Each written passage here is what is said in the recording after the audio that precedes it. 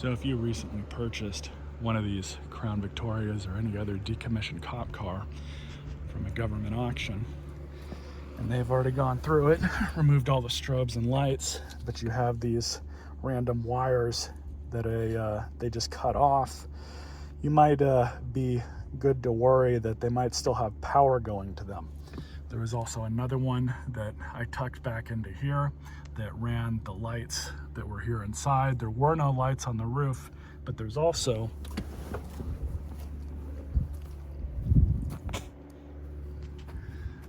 to power the lights that were sitting here in the back. You'll see this hole here.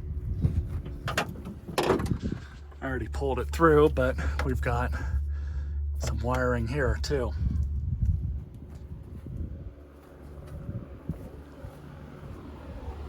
Now what they should have done during this process was remove these fuses, but you definitely want to check and see if they've been removed. This car, they have not been. There's still fuses in it.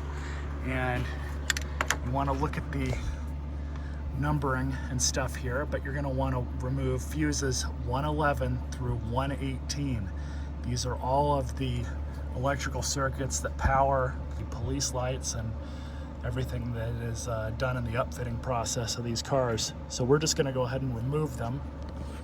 So looking up here, you'll see that basically when you fold it back down, that's where the numbers are going to be. So number 1 is going to be this one right here, but we're not removing that one. You can start with 111, 112, 115, and 116.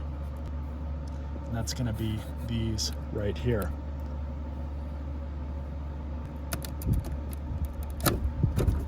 So we're just going to pull these out. And then you look over here, 113, 14, 17, and 18. Go ahead and throw this down just to make sure. And it's going to be these 3 right here. Looks like number 117's already been removed, so we'll remove these 3 as well. So that's it. Those have been removed. We're good to go. And just close it up when you're done.